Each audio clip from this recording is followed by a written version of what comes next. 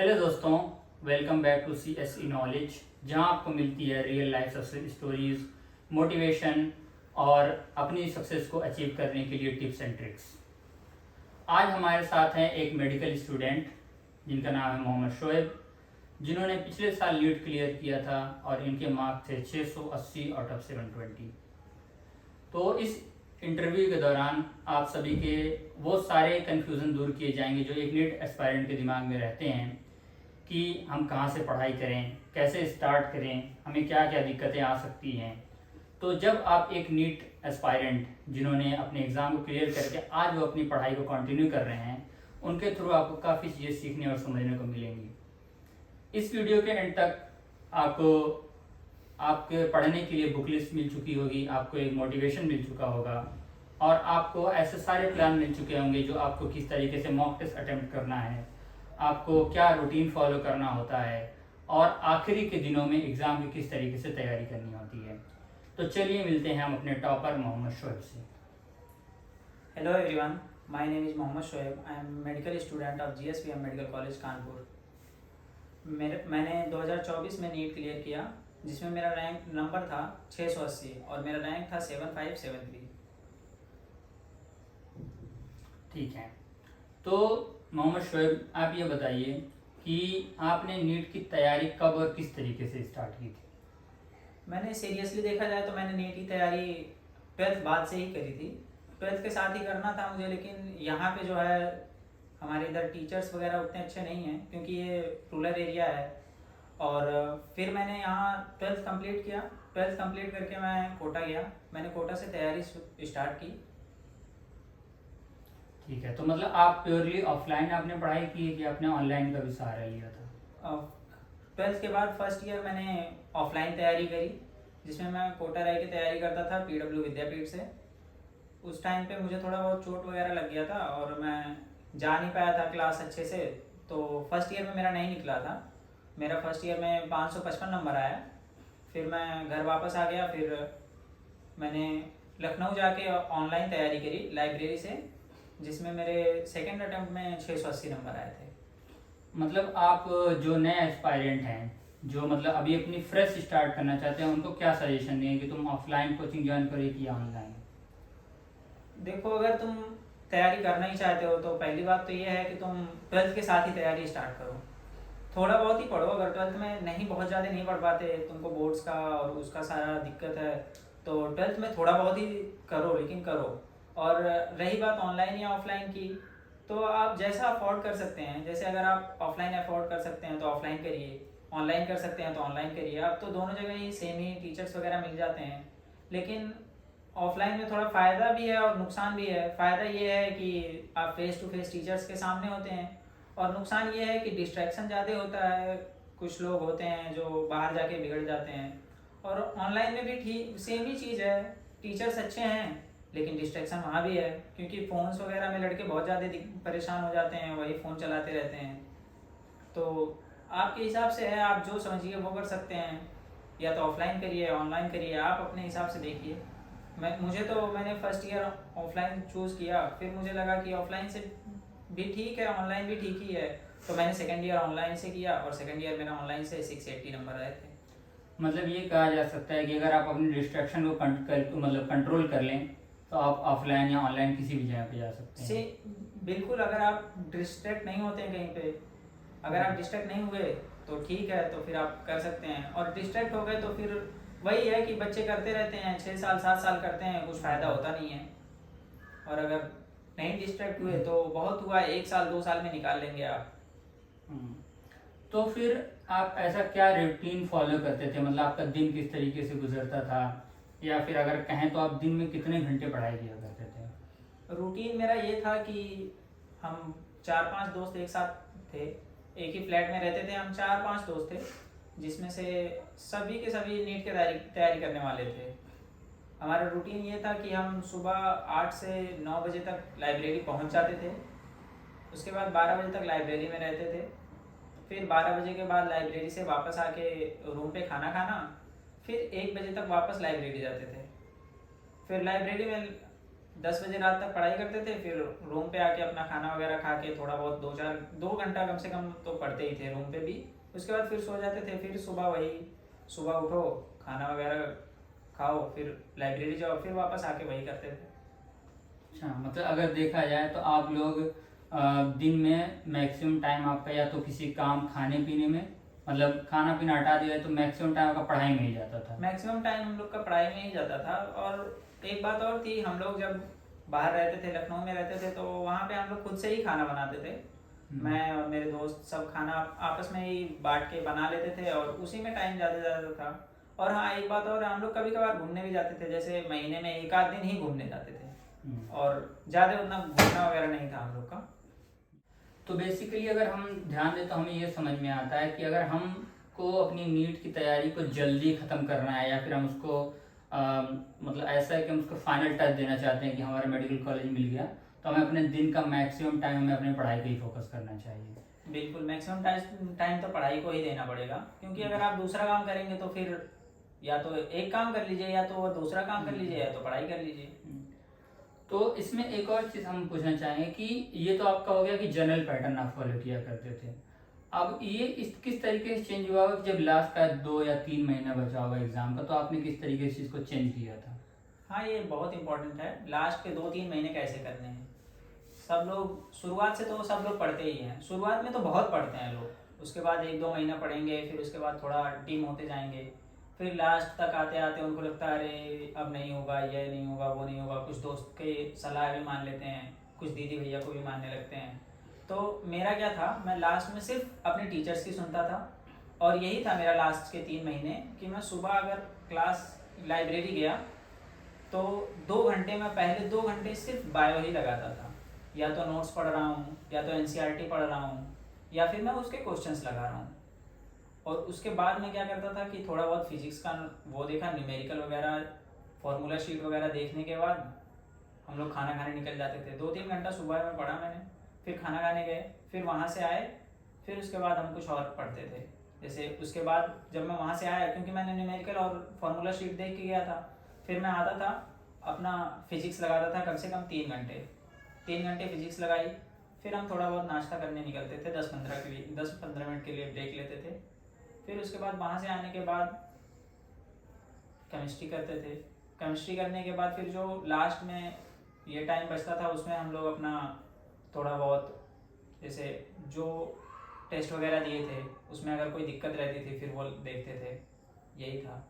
मतलब ये है कि आपके लास्ट के 3 महीने आप जो ब्रेक भी ले रहे हैं उसको सिर्फ ऐसा है कि खाना खाने के लिए निकलना ही है, तो उसी टाइम हमारा ब्रेक भी हो जाएगा। हाँ। इसके अलावा जितना रिमेनिंग टाइम है आप अपने क्वेश्चन सॉल्व करने में, अपने फार्मूला शॉट रिवीजन करने में, अपने मॉक टेस्ट वगैरह पे इसी पे फोकस किया करते थे। बिल्कुल। और लास्ट के 3 महीने ये था कि हमने थोड़ा टाइम भी चेंज किया था, क्योंकि पहले हम 9 बजे आ जाते थे लाइब्रेरी, फिर उसके बाद 10 बजे तक निकल जाते थे। लेकिन लास्ट के 3 महीने ये था कि हम लोग 9 बजे आते थे, 12 बजे खाना खा के उसके बाद फिर वापस आए 1 बजे, फिर हम लोग 12 बजे रात तक ही रुकते थे लाइब्रेरी में। हमने लाइब्रेरी वाले से बात कर लिया था कि थोड़ा 2 घंटे बढ़ा दो, फिर वो 2 घंटे बढ़ा दिया था। फिर हम 12 बजे रात तक रुकते थे वहाँ पे लाइब्रेरी में, फिर यहाँ से जाके थोड़ा बहुत पढ़े, 2-2:30 बजे तक सो जाते थे, फिर वही 9 बजे लाइब्रेरी वापस आ जाते थे। तो लास्ट के 3 महीने 2-1 घंटे हमने और बढ़ा दिए थे पढ़ने के। मतलब यही है कि आप एक अपना कंसिस्टेंटी मेंटेन करें लास्ट तक, और लास्ट के 2-3 महीने जो आपकी प्रिपरेशन थी उसको डबल कर दो। मतलब ऐसा है कि उसको प्रिपरेशन भी डबल कर दो, और उसके साथ साथ आपको मॉक टेस्ट वगैरह भी बहुत जरूरी है। मतलब ये सब प्रिपरेशन का ही पार्ट हो गया कि आप उसमें मॉक टेस्ट दो, रिवीजन करो, इस तरह करिए, उसको डबल कर दो, ऐसा ही ना। तो हम इसमें और इसको थोड़ा सा और डीप में लेके चलते हैं कि हम पहले, सबसे पहले जो एक बायो में जो मेजर पोर्शन, मतलब नीट में मेजर पोर्शन कवर करता है बायोलॉजी, तो हम बायोलॉजी के लिए किया, बायोलॉजी के लिए क्या आपकी स्ट्रेटेजी थी, और आपने एनसीईआरटी फॉलो किया था कि उसके अलावा भी कुछ फॉलो किया था, और आपने एनसीईआरटी को जिस रिवीजन वाला क्वेश्चन, तो आपने कितनी बार रिवाइज किया था अपने बायोलॉजी के सिलेबस को? बायोलॉजी में ये था, मैंने सिर्फ और सिर्फ एनसीईआरटी लगाई थी, और उसके बाद जो हमारे टीचर्स के नोट्स वगैरह होते थे मैं वो पढ़ता था। और बाकी बहुत सारे बच्चे जो अदर पंच वगैरह यूज़ करते हैं, मैंने वो सब यूज़ नहीं किया था। मैंने या तो अपनी डीपीपी, एनसीईआरटी और खुद के बनाए हुए नोट्स, बस मैं यही 3 करता था। और हाँ, मैं नोट्स में जो एनसीईआरटी से मेरे नोट्स में छूटा हुआ रहता था, मैं सिर्फ उसी को एनसीईआरटी में हाईलाइट करता था, कुछ लोग होते हैं पूरी एनसीईआरटी रख देते हैं, उसको ऐसा हाईलाइट कर देते हैं कि मतलब सभी इंपॉर्टेंट है। लेकिन मैं वो सब नहीं करता था, मैं सिर्फ अपने नोट्स में जो नहीं होता था वो एनसीईआरटी का हाईलाइट कर देता था, या तो वो एक दो पॉइंट ही हाईलाइट किया था। और एक बात और है, सब लोग पुरानी एनसीईआरटी रखते हैं, वही 2 साल 3 साल पढ़ते हैं, उसी को बार बार हाईलाइट करते हैं, उसी को बार बार पढ़ते हैं। तो मेरा क्या था, मैंने फर्स्ट ईयर जब किया फिर मेरा नहीं हुआ, फिर मैंने सेकेंड ईयर में नई एनसीईआरटी ली, शुरुआत से नई तरीके से तैयारी करी। और मैंने बहुत, मेरी अभी भी एनसीईआरटी देखोगे वो लगेगा एकदम न्यू है, उसमें मैं पढ़ा बहुत हूँ उसको, लेकिन उसमें उतना हाईलाइट नहीं किया हूँ जितना लोग करते हैं। तो ये है कि आप उतना हाईलाइट मत करिए बुक को, बस अपने नोट्स अच्छे बनाइए और नोट्स रिवाइज करिए, एनसीईआरटी रिवाइज करिए ज़्यादा। मैं तो बोलता हूँ बायो में अदर बुक्स की कोई बहुत ज़्यादा ज़रूरत नहीं है, बस एनसीईआरटी। मतलब अगर आपका कहना, मतलब एक चीज़ हम और सबको बताना चाहेंगे कि इन्होंने अपनी प्रिपरेशन पूरी पीडब्ल्यू से की थी, मतलब पीडब्ल्यू के टीचर को इन्होंने फॉलो किया था। और ये चीज़ बताया जाए कि आप अपने टीचर्स को फॉलो करिए, उनके नोट्स को फॉलो करिए, अपनी डीपीपी सॉल्व करिए, और अदर बुक्स में खाली एनसीईआरटी। और एनसीईआरटी में भी यही कि आप उसमें मेन पॉइंट जो आपके नोट्स से अलग हैं उनको आप हाईलाइट कर लीजिए, जो चीज़ मेंशन है नोट्स में, तो अपने नोट्स और एनसीईआरटी ये आपके लिए सफिशिएंट हो जाएगा। बिल्कुल इतना ही सफिशिएंट है। तो इस आपके बायोलॉजी मतलब बायो में कितने मार्क्स थे ओवरऑल? बायो में मेरे 360 में से 350 नंबर थे बायो में। तो फिर देख लीजिए, सिर्फ एनसीईआरटी फॉलो करके आप 350 तक स्कोर कर सकते हैं, तो आपको बाहर जाने की कोई ज़रूरत ही नहीं है। बल्कि जो मेरा 2 क्वेश्चन गलत भी हुआ था बायो में, वो भी बस सिली मिस्टेक के कारण ही गलत हुआ था।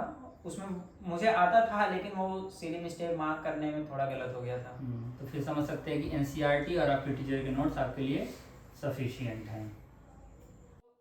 आगे आप ये बताइए कि आपने केमिस्ट्री की तैयारी किस तरीके से की थी, और जो केमिस्ट्री के जो पोर्शन है फिजिकल, इनऑर्गेनिक, ऑर्गेनिक, इसको तीनों को कैसे मैनेज किया था, और कौन सी बुक या मटेरियल आपके लिए हेल्पफुल रही थी?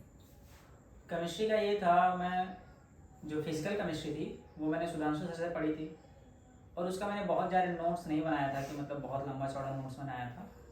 और जो ऑर्गेनिक केमिस्ट्री थी वो पंकज सर से पढ़ी थी, और जो इनऑर्गेनिक केमिस्ट्री थी वो मोहित अदीज सर से पढ़ी थी।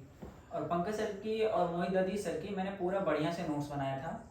और जो पंकज सर एक क्वेश्चन देते थे, पंकज सर स्पेशल, वो बिल्कुल लगानी होती थी, PSS, और वो लगानी ही नहीं होती थी बल्कि उसको अलग से नोट्स भी करना होता था। जो तुम एक बार कर लिए वहाँ पे, एक बार तो तुमने पूरा बढ़िया से लिख लिया, उसका आंसर भी लिख लिया, और उसको तुम अलग से एक कॉपी बनाओ, जैसे कि खुद पंकज सर भी कहते हैं कि उसका अलग से एक कॉपी बनाओ, उसको अलग से लिख लो और बार बार उसको रिवाइज करते रहो। मैंने उसको बहुत बार रिवाइज किया। और जो ऑर्गेनिक केमिस्ट्री, इनऑर्गेनिक की बात है, इनऑर्गेनिक केमिस्ट्री मैंने मोहित अदीज सर से पढ़ी थी। मुझे लगता है वो इनऑर्गेनिक केमिस्ट्री बहुत अच्छा पढ़ाते हैं, बहुत अच्छा नहीं, मुझे लगता है सबसे अच्छा भी पढ़ाते हैं वो, अगर देखा जाए ऑनलाइन में। उनका मैंने नोट्स बनाया था पूरा। और जो ये हुई कि मैंने रिवीजन या फिर बहुत सारा मटेरियल कहाँ से मिला मुझे लगाने के लिए, तो मैंने एलन का मॉड्यूल लगाया था, फिजिकल केमिस्ट्री, ऑर्गेनिक, इनऑर्गेनिक, तीनों। मैंने तीनों एलन का मॉड्यूल लगाया था, और एक बार नहीं, कम से कम मैंने उसको 5 बार लगाया होगा। उसके बाद मैंने डीपीपी लगाई थी, और जो क्लास में जो क्वेश्चंस मिलते थे वो लगाता था मैं, बस। और इसके अलावा मैंने ऐसा कोई बुक्स वगैरह नहीं लिया था कि अलग से कोई बुक लिया हो और कुछ, बस मैं एलन का मॉड्यूल, पीडब्ल्यू की डीपीपी और क्लास के जो क्वेश्चंस मिलते थे मैं वही लगाता था। तो मतलब अगर हम लोग एक क्रक्स निकाला जाए तैयारी का, तो हम ये समझ में आता है कि हम अपने टीचर को प्रॉपरली फॉलो करें, वह नोट्स अच्छे से मेंटेन करें, और एक बार अपनी पढ़ाई करने के बाद जितना हो सकता है उतनी बार प्रैक्टिस करते, उतनी ज़्यादा प्रैक्टिस करें। प्रैक्टिस तो बहुत ज़रूरी है। और पहले नंबर नोट्स का, कुछ बच्चे होते हैं कि नोट्स वो प्रिंट करवा लेते हैं या फिर किसी और का ले लेते हैं, तो मुझे तो वो बिल्कुल अच्छा नहीं लगता है, क्योंकि खुद का लिखा हुआ नोट्स जितना ज़्यादा समझ में आता है उतना किसी का दिया हुआ या प्रिंट कराया हुआ उतना अच्छा समझ में नहीं आता है। और फिर अगर तुम खुद लिख रहे हो तो तुमको समझ में आना चाहिए कि तुमको क्या लिखना है उसमें। जैसे अगर कोई बहुत बेसिक सा क्वेश्चन है तो कोई जरूरी थोड़ी है उसको लिखने का, अब तुम लोग वो भी लिखने लगते हो, बेसिक सा क्वेश्चन भी लिख लेते हैं लोग, तो वो सब मैं नहीं लिखता था। मैं जो मेन पॉइंट्स होते थे, जो ये रहता था कि अब इसको हम भूल सकते हैं, वो मैं ज़रूर लिखता था। तो यही है, नोट्स बनाओ लेकिन अच्छे से बनाओ, अब वो नहीं कि मतलब कुछ भी बना रहे हो। मतलब ये कि नोट्स आपके ही काम आएंगे। जैसे पीडब्ल्यू हमारे टीचर्स कहा ही करते थे कि 11वीं की मार्कशीट और दूसरे के नोट्स जिंदगी में कहीं काम नहीं आते हैं। तो बस यही है कि नोट्स खुद के बनाओ, और जो आपको लगता है कि हमारे नोट्स में चीज़ें होनी चाहिए और हम भूल सकते हैं, उनको जरूर से हाईलाइट करके जरूर से नोट करो। अब हम अगले सब्जेक्ट की तरफ चलते हैं जिससे नीट एस्पायरेंट खास करके बहुत डरते हैं, फिजिक्स। बहुत। तो हम कि आपने अपनी फिजिक्स किस तरीके से स्ट्रांग की थी, और आपने न्यूमेरिकल थ्योरी ये सब पोर्शन किस तरीके से मैनेज किया था और क्या फॉलो किया था फिजिक्स के लिए? फिजिक्स के लिए मैं कहना चाहूँगा कि जब मैं फर्स्ट ईयर कोटा गया तो मुझे वहाँ एक टीचर मिले थे, VS सर नाम था उनका। वो मुझे लगता है उन्होंने हम लोग को 11th का फिजिक्स पूरा उन्होंने पढ़ाया था, और उसके बाद 12th का किसी और टीचर ने पढ़ाया था। लेकिन जो 11th का फिजिक्स था उन्होंने इतना अच्छा बताया था, मुझे लगता है मेरा 11th का फिजिक्स उन्हीं की वजह से स्ट्रॉन्ग था। और वो भी ऐसा नहीं कि मतलब थोड़ा बहुत बताते थे, वो बताते एकदम डीप में थे, और तुमको ऐसा लगता था कि भाई कुछ करना ही नहीं है इसका, तुम ऐसे चुटकियों में क्वेश्चन लगा देते थे उनका। फिर उसके बाद 11th के बाद 12th का पूरा फिजिक्स मैंने MR सर से पढ़ा है। और 12th के फिजिक्स में ये था, MR सर इतना ज़्यादा पढ़ाते हैं, अगर उनका नोट्स बनाने लगो तो कम से कम 6-7 कॉपी तो भर ही जाएगा, इतना ज़्यादा पढ़ाते हैं। तो फिजिक्स के लिए मुझे नहीं लगता कि मतलब बाहर से बहुत ज़्यादा मटेरियल्स वगैरह की ज़रूरत है अगर तुम MR सर से पढ़ रहे हो तो। और अगर तुमको लग रहा है कि चलो ठीक है और कुछ चाहिए मुझे और कुछ करना है, तो मैं बोलूँगा एलन का मॉड्यूल लगा लो, MR सर के नोट्स, एलन का मॉड्यूल, और खुद से वही नोट्स का जो अलग से वो बना लो, फॉर्मूला शीट देखो, मॉड्यूल लगाओ, MR सर के नोट्स के क्वेश्चन लगाओ, बस इतना काफ़ी है फिजिक्स में अच्छा नंबर लाने के लिए। तो मतलब फिजिक्स के लिए सबसे पहली चीज़ है कि हम अपने टीचर को ब्लाइंडली फॉलो करो, जो वो पढ़ा रहे हैं, खास करके MR स्टार सर को, और जो पढ़ा रहे हैं उनका नोट्स प्रॉपर मेंटेन करो। उसके बाद शॉर्ट रिवीजन के लिए आप अपने फार्मूला शीट को मेंटेन कर लो, और बार बार अपने नोट्स को, और बहुत ज़्यादा रिक्वायरमेंट हो तो किसी मॉड्यूल का हेल्प लेके आप क्वेश्चंस को प्रैक्टिस करते रहो। तो प्रैक्टिस से ही आपकी फिजिक्स स्ट्रांग होगी। फिजिक्स में अच्छा नंबर लाना या फिर डर कम करने का सबसे अच्छा यही है कि प्रैक्टिस, हर क्वेश्चन प्रैक्टिस करो। और तुमको ये नहीं लगना चाहिए कि अरे यार ये तो आसान है तो इसको दोबारा क्यों करूं, कर लो भाई, 2 मिनट लगेगा, उसको भी कर लो, वो भी आ सकता है। जैसे हमको लगता था कि 24 में कहीं टफ पेपर ना आए, आसान पेपर ना आए, 24 में आसान पेपर आया, चलो ठीक है, बच्चे अच्छा नंबर लाए। इस बार 25 का देख लेते हैं, लोगों को लग रहा था अरे ये तो टफ है, ये नहीं आ सकता। इस बार 25 में तो ऐसा पेपर आया, सबको पता चल गया।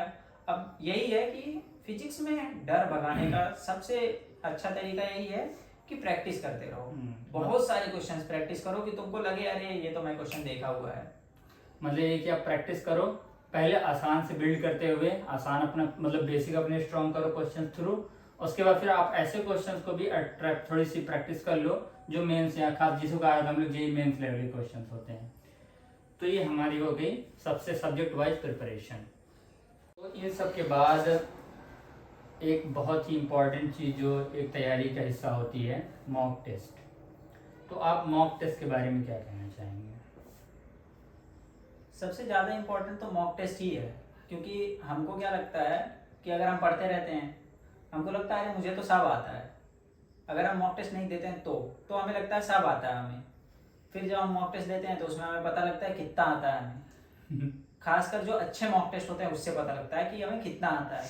कुछ लोग होते हैं कि मतलब एकदम आसान सा मॉक टेस्ट दिए, उसमें 680 690 आ गया, लगा रहे मुझे तो सब आता है, फिर घमंड हो जाता है तो कम पढ़ने लगते हैं। तो मैं यही कहूँगा कि अच्छा मॉक टेस्ट ज्वाइन करिए। जैसे तुम्हारे बैच का खुद का जो चलता रहता है वो दो, उसमें कोई दिक्कत नहीं है, लेकिन कोई एक अच्छे इंस्टीट्यूट का मॉक टेस्ट ज्वाइन करो। जैसे कि मैंने ज्वाइन किया था एलन का मॉक टेस्ट, उसमें 21 टेस्ट था, उसमें मैं जाता था, टेस्ट देता था, उसका रिजल्ट्स भी आता था, रैंक भी पता चलता था कि कितने बच्चों में मेरा कितना रैंक आया। तो मॉक टेस्ट बहुत ज़रूरी है। और खासकर लास्ट के एक महीने में मैंने हर डे एक टेस्ट दिया, या तो एक दिन छोड़ के दूसरे दिन एक टेस्ट दिया था मैंने। और उसमें मैं खुद से अकेले बैठ के एनालाइज भी करता था कि मेरा कितना नंबर आ रहा है और क्या गलत हो रहा है और कैसे गलत हो रहा है। फिर मैं जो उसका वो रहता था OMR शीट, मैं उस OMR शीट के पीछे जो मैंने गलती करी थी वो मैं लिख लेता था, और वो क्वेश्चन करते समय मैं क्या सोच के वो गलत किया हूँ ये भी लिख लेता था। फिर नेक्स्ट जब मॉक टेस्ट देने जाता था मैं, तो मैं पहले उस OMR शीट को पढ़ता था। और ये नहीं कि मैं एक ही को पढ़ के जाता था, जितना OMR शीट मेरे पास रहता था मैं सारा OMR शीट पढ़ के ही जाता था। विदाउट OMR शीट पढ़े मैं जाता ही नहीं था मॉक टेस्ट देने। तो यही है कि जो टेस्ट दो आप, उसको आप एनालाइज करो और अच्छे से एनालाइज करो, उसके जो गलतियां हुई हैं वो लिखो और उसको आप रिवाइज करते जाओ। अच्छा, तो हम ये एक चीज़ कर सकते हैं, अगर हम ऐसा रफ आइडिया लगाएं तो आपने मतलब अपनी पूरी नीट की प्रिपरेशन में कितने मॉक टेस्ट दिए होंगे? मैंने नीट के प्रिपरेशन में शुरुआत में तो हर कोई बहुत कम ही मॉक टेस्ट देता है, जैसे शुरुआत के 2-3 महीने बहुत हो गए, 4-5 हो गए। फिर धीरे धीरे जैसे नीट नज़दीक आता है मॉक टेस्ट की संख्या लोग बढ़ाते रहते हैं। मेरा देखा जाए तो मैंने शुरुआत में कम से कम 20-25 टेस्ट दिए थे। उसके बाद जब इधर नज़दीक आ गया, 2-3 महीने का जब गैप बचा, उसके बीच में मैंने पहले तो 2 महीने जब बचा तो फिर मैंने कम से कम हफ्ते में 3 टेस्ट देने शुरू कर दिए थे। फिर लास्ट के 1 महीने में 2 दिन में 1 टेस्ट जरूर दिए। तो अगर सब मिला जुला के देखा जाए तो 80-90 टेस्ट मान के चल सकते हैं। मतलब आपको अपने मॉक टेस्ट से ही आपकी चीज़ें फाइनल होती है कि आप किस लेवल पे हो। बिल्कुल। और यहाँ पे एक चीज़ और आती है कि मॉक टेस्ट में कभी कभी हमारे मार्क्स कम आ जाते हैं, तो इस वक्त पे क्या स्ट्रेटेजी अपनानी चाहिए, हमें मोटिवेशन कैसे मेंटेन रखना चाहिए? सबसे पहले अगर मॉक टेस्ट में नंबर कम आ रहे हैं तो सिर्फ आप ही के कम नहीं आ रहे हैं, सबके कम आते हैं। मेरे भी कम आते थे, मुझे भी लगता था अरे यार इस बार बहुत कम नंबर आया, क्या हो पाएगा मेरा कि नहीं हो पाएगा। लेकिन एक टेस्ट से ही थोड़ी हो जाता है कि मतलब आपका हो पाएगा या नहीं हो पाएगा। अगर आपके कम नंबर आए हैं तो जो चैप्टर के क्वेश्चंस आपके गलत ज़्यादा हुए हैं वो चैप्टर्स को आप देखो कि मतलब ये तैयार है मेरा कि नहीं तैयार है। अगर नहीं तैयार है तो उसको फिर से देखो कि क्या खराब है मेरा इस चैप्टर में, क्या नहीं सही है, उसको रिवाइज करो। उसके बाद अगर आपको बहुत ज़्यादा डिप्रेशन हो रहा है या कुछ हो रहा है तो किसी एक ऐसा आदमी, तो होता ही है हर आदमी के लाइफ में कि उससे थोड़ा बहुत बात करने पे थोड़ा आदमी लाइट फील करता है, तो उससे 2-4 मिनट 10 मिनट बात करो, घर पे बात करो, अपनी मम्मी से बात करो, अब्बू से बात करो, दोस्त है अगर कोई अच्छा दोस्त है उससे बात करो। तो यही है मोटिवेशन के लिए, यही है कि आपको मेहनत करते रहना है जब तक कि आपको मिल ना जाए नीट। मतलब ये है कि आपको घबराना नहीं है अपने कम मार्क्स से, बस बल्कि अपनी गलतियों को नोट करना, उस पर काम करना शुरू कर देना है। थोड़ा पर्सनल रहना चाहेंगे हम यहाँ पे कि आपका वो कौन सा शख्स था जिससे आप अपने डिमोटिवेशन टाइम में बात किया करते थे? अगर मैं ज़्यादा डिमोटिवेट होता था तो या तो मैं अपनी अम्मी के पास कॉल करता था या फिर मैं अपने अब्बू के पास कॉल करता था। अम्मी अब्बू का ये था कि अम्मी मेरी उतनी ज़्यादा पढ़ी लिखी नहीं है, लेकिन हाँ वो समझती थी कि मैं गया हूँ पढ़ रहा हूँ नहीं हो रहा है, तो थोड़ा बहुत वो मुझे समझाती थी। और फिर मेरा एक दोस्त था, वो भी ऐसा था कि पहले तो हम 4-5 दोस्त साथ में ही रहते थे तो उतना ज़्यादा मुझे डिप्रेशन होता नहीं था, क्योंकि हम सब साथ में ही पढ़ते थे, साथ में ही रहते थे। तो कोई दिक्कत होती थी तो वो लोग तो संभालते थे हमें। लेकिन फिर भी अगर ज़्यादा दिक्कत होती थी तो मैं मोहित को भी कॉल कर लेता था, मैं बात कर लेता था। ये है कि भाई अगर तुमको डिप्रेशन हो रहा है तो सबसे अच्छा तरीका है किसी से बात करो, बताओ उसको क्या हो रहा है, तुमको क्या दिक्कत है, अगर नहीं पढ़ पा रहे हो क्यों नहीं पढ़ पा रहे हो, बस डिस्ट्रैक्शन से दूर रहो और पढ़ाई करो। तो वही, तो फिर अगला क्वेश्चन हम यही पूछना चाहेंगे कि आपके लिए मोटिवेशन क्या था और डिस्ट्रैक्शन क्या आते थे और कैसे फेस करते थे आप उसको? सबसे पहले डिस्ट्रैक्शन जैसे हम लोग तो सेकेंड ईयर में ये था कि जब मेरा फर्स्ट बार में नहीं हुआ, सेकेंड टाइम से मेरा ये था कि फ़ोन से ही पढ़ाई होती थी। फ़ोन में पढ़ते पढ़ते कोई नोटिफिकेशन आया, खोल के देखने लगे ये क्या है आखिर, इस नोटिफिकेशन में क्या हो रहा है, और फिर उसमें आगे घुसते चले गए। कहीं अगर किसी ने रील खोल दिया तो 2 रील देखने के चक्कर में आधे घंटे चले गए।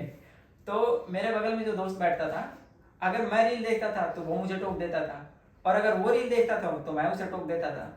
तो हम दोनों का डिस्ट्रैक्शन उतना नहीं होता था, लेकिन है कुछ लोग नहीं कर पाते, उनका बहुत ज़्यादा होने लगता है। तो मैं तो यही बोलता हूँ, जब तक तुमको लेक्चर्स देखने हैं फ़ोन में तब तक के लिए तुम फ़ोन अपने पास रखो, और अगर जब तुमको लेक्चर खत्म हो गए, तुमको अब लेक्चर नहीं देखने हैं, तुमको अब रिवाइज करनी है, तुमको अब नोट्स पढ़ना है, तुमको बुक पढ़ना है, तब तक के लिए तुम फ़ोन दूसरे दोस्त को दे दो या दूर रखो, उसको म्यूट रखो, नोटिफिकेशन आए तो आवाज़ ना आए आपको। और मोटिवेशन यही था कि फैमिली का फर्स्ट डॉक्टर बनना चाह रहा था मैं, बस यही मोटिवेशन था कि करना ही है, किसी भी तरह से करना है। किसी भी तरह कैसे करना है, मतलब आपका वाई स्ट्रांग होना चाहिए कि आपको करना है, फैमिली का पहला डॉक्टर बनना है, हमको ही बनना है, हमारे पास और कोई ऑप्शन नहीं तो हमको यही करना है तो हम यही बिल्कुल। करेंगे। अब दूसरों पे आप निर्भर थोड़ी हो सकते हैं, खुद भी तो कुछ करो। अब कितना, अब तुम सोच रहे हो अरे यार मेरे से नहीं हो रहा है, मैं नहीं कर पा रहा हूँ, अरे चलो भाई मेरा बन जाएगा। भाई भाई को नहीं दिक्कत होगी, भाई को भी दिक्कत होगी, तुम ही करो ना, क्या दिक्कत है, भाई को क्यों करवाना है, तुम खुद करो, पहले तुम दिखाओ कि भाई मैं भी कर सकता हूँ। यही था। एक और चीज़ बताइए कि आप तब इतनी तैयारी कर चुके हैं, आपका इस तरीके से सारा चीज़ हो चुका है, फिर आप अपना एग्ज़ाम डे का एक्सपीरियंस बताइए और ये बताइए कि एग्ज़ाम जब एंड हो गया था उसके बाद का क्या एक्सपीरियंस, क्या टाइम कैसा था आपका? एग्ज़ाम डे का एक्सपीरियंस ये है कि मैं सुबह उठा, पहले तो हल्का फुल्का खाना वाना खाया, खाना तो खवा ही नहीं रहा था, इतना ज़्यादा स्ट्रेस था कि आज पेपर है, आज पेपर है, अभी जो होना है आज ही होगा। उसके बाद मैं सुबह कॉल किया अपने दोस्त के पास कि कैसे जाना है कैसे नहीं जाना है, क्योंकि वो भी मेरे साथ ही था, हम लोग को यहाँ अपने टाउन से थोड़ा सा दूर था, वहाँ जाना था। फिर ये हुआ कि कौन ले जाएगा, अकेले जाएगा कौन, कैसे, और फिर फ़ोन वगैरह भी आदमी ले जाता है तो रखेंगे कहाँ। तो फिर मैं फ़ोन किया अपने मामू के पास कि लिवा चलिए। तो मैं यहाँ से जब गया अपने सेंटर पे पहुँचा तो साथ में मेरे मामू और मेरे अब्बू भी थे, और मुझे ये पता था कि मेरे अब्बू मुंबई हैं, लेकिन मैं सेंटर पे अब्बू से भी मिला।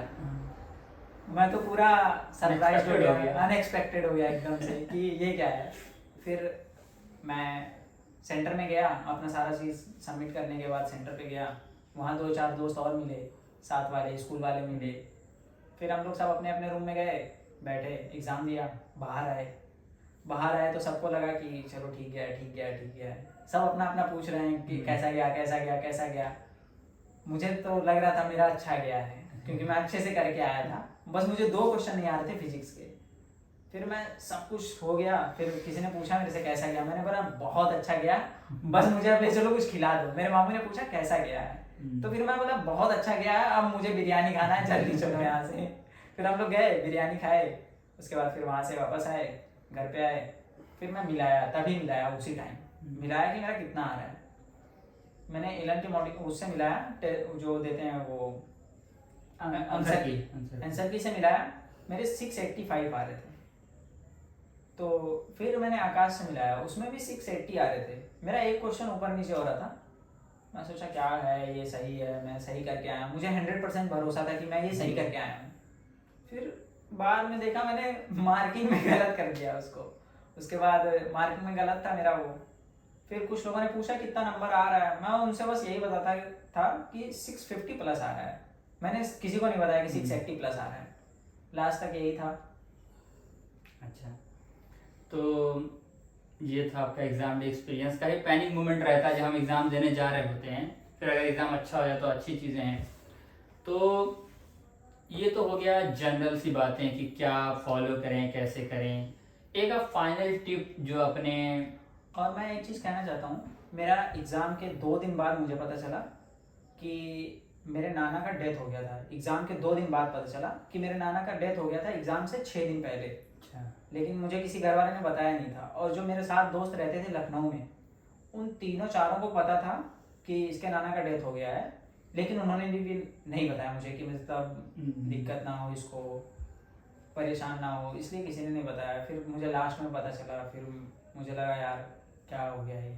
हाँ, लेकिन ये कि सब यही सोच रहा था, मुझे भी न्यूज़ पता थी 2-3 दिन पहले से ही, लेकिन हम सब ने इसीलिए इस चीज़ को दबा के रखा था कि वो पैनिक सिचुएशन ही इतना रहता है। और शायद से नाना भी यही चाहते थे कि हम डॉक्टर बने। और लास्ट टाइम पे वो, क्योंकि मेरे भी दादा की डेथ मेरे जस्ट एग्ज़ाम के 3 दिन पहले ही हुई थी, अब मैं तो घर ही पे था तो मुझे सारी चीज़ें पता चल गई। तो उसका जो एक मेंटल जो प्रेशर आता है उसकी वजह से सारी चीज़ें बिगड़ जाती हैं अगर कहा जाए तो घर वालों ने इसी चीज़ को सोच के आपसे चीज़ें नहीं बताई थी। फिर देखा जाए तो अगर अच्छी तरीके से हमारा रिजल्ट भी आ गया, चीज़ें फाइनल भी हो गई, आज हम अपना 1 साल कंप्लीट करने वाले हैं अपने। हाँ, मेरा 2 महीने के अंदर मेरा प्रॉफ एग्ज़ाम है, अभी तैयारी चल रही है, 1 साल कंप्लीट होने वाला है। तो आप एक 25 भी हो गया है जी, जूनियर भी आने वाले हैं। जूनियर भी आने वाले हैं। तो जो अभी जो जूनियर्स हैं, जिनका जो अभी तैयारी कर रहे हैं, जो एस्पायरेंट हैं, उनको आप एक फाइनल टिप जैसा क्या टिप देना चाहेंगे?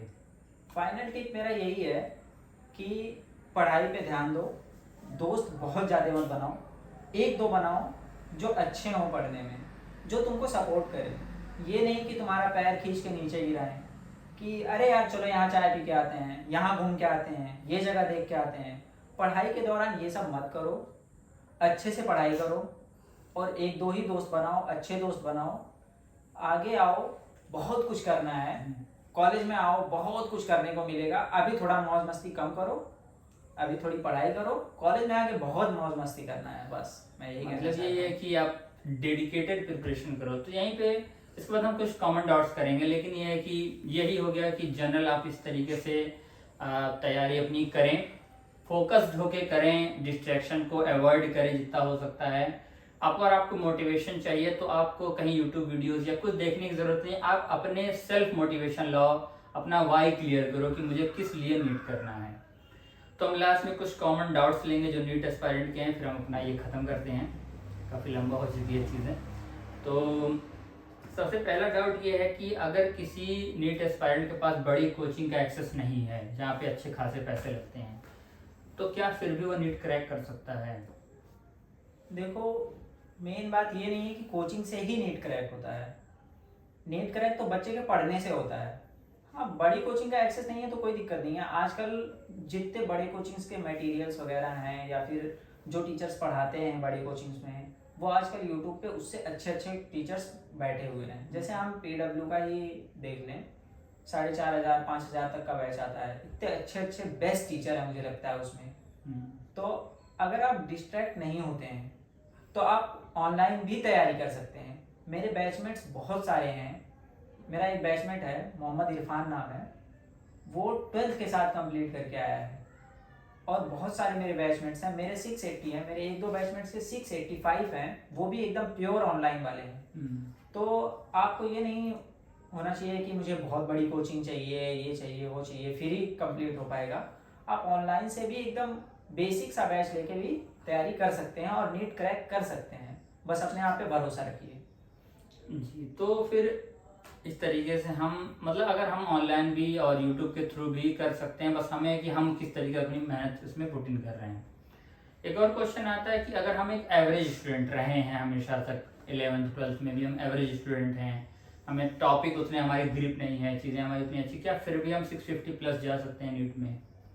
एवरेज स्टूडेंट का मतलब ये है कि मतलब थोड़ा बहुत आप पढ़ना जानते हैं, ये नहीं कि मतलब एकदम से ही भोंदू हैं। मैंने बहुत सारे लोगों को देखा कि भोंदू लोग भी कम निकाला है नीट, लेकिन हम लोग भी बहुत एक्स्ट्राऑर्डिनरी नहीं थे, हम लोग भी एवरेज ही थे। तो एवरेज बच्चा भी 650 पार कर सकता है। अभी तो 650 पार करने की जरूरत भी नहीं है, अभी आप 550 पार करिए, यही बहुत ज़्यादा हो जाएगा। अगर आप निकालना चाहते हैं, मेहनत करिए। ये है कि जो बहुत एक्स्ट्राऑर्डिनरी बच्चे होते हैं उनको कम मेहनत करनी पड़ती है। एवरेज बच्चा है थोड़ा और मेहनत करे, ज़्यादा अपना एफर्ट लगाए, तो मतलब ये निकाला जा कि सकता है। जिस तरीके से जिस भी लेवल पे आप हैं उसी हिसाब से आपको मेहनत कर, अगर आप मेहनत करना के लिए रेडी हैं तो आप किसी भी लेवल तक जा सकते हैं। अगर आप मेहनत ही करने के लिए रेडी नहीं है तो आप चीज़ें नहीं कर पाएंगे। एक लास्ट फाइनल क्वेश्चन कि क्या 1 साल की डेडिकेटेड प्रिपरेशन नीट के लिए सफिशिएंट हो सकती है? बिल्कुल सफिशिएंट हो सकती है। बहुत सारे बच्चों का अगर हम एग्जाम्पल देखें तो ज़्यादातर बच्चे वही होते हैं जो 12th के साथ निकालते हैं। ड्रॉपर्स कम होते हैं, जो 12th के साथ वाले होते हैं वो ज़्यादा होते हैं। तो उन्होंने 1 साल की डेडिकेटेड प्रिपरेशन से ही निकाली है। या तो आप ये कह रहे हैं 1 साल डेडिकेटेड ड्रॉपर या फिर 12th के साथ, तो देखा जाए 12th के साथ वाले ज़्यादा निकाल रहे हैं। तो मैं तो यही मानता हूँ कि अगर आप बढ़िया से पढ़ते हैं तो 1 साल में निकाल सकते हैं आप। मतलब ये है कि आप कितना डेडिकेटेड हैं इस चीज़ को लेके, कितना आप मेहनत डाल रहे हैं। जितनी आप मेहनत डालेंगे उतना रिजल्ट आपका चमक के आएगा। अगर आप मेहनत ही करने को रेडी नहीं है तो आप कितना भी ट्राई कर लो, चाहे 1 साल करो चाहे 4 साल कर लो। अब अगर आप मेहनत नहीं करेंगे तो रिजल्ट तो आएगा नहीं, कुछ भी कर लें आप। कुछ लोग होते हैं कि एक दिन पढ़ा, अरे यार आज बहुत पढ़ लिया, थोड़ा घूम लेता हूँ, तो ऐसे नहीं होता है। आपको कंसिस्टेंट रहना है, मेहनत करनी है और पढ़ते रहना है बस। तो ये था एक फुल फ्लेज इंटरव्यू कह सकते हैं इसको, एक नीट एस्पायरेंट के साथ जिसने आज अच्छी तरीके से अपनी नीट की जर्नी को कंटिन्यू करके कंप्लीट की थी। आई होप कि आपको यहाँ से अपने कुछ डाउट्स, कुछ क्वेश्चंस के आंसर्स मिले होंगे।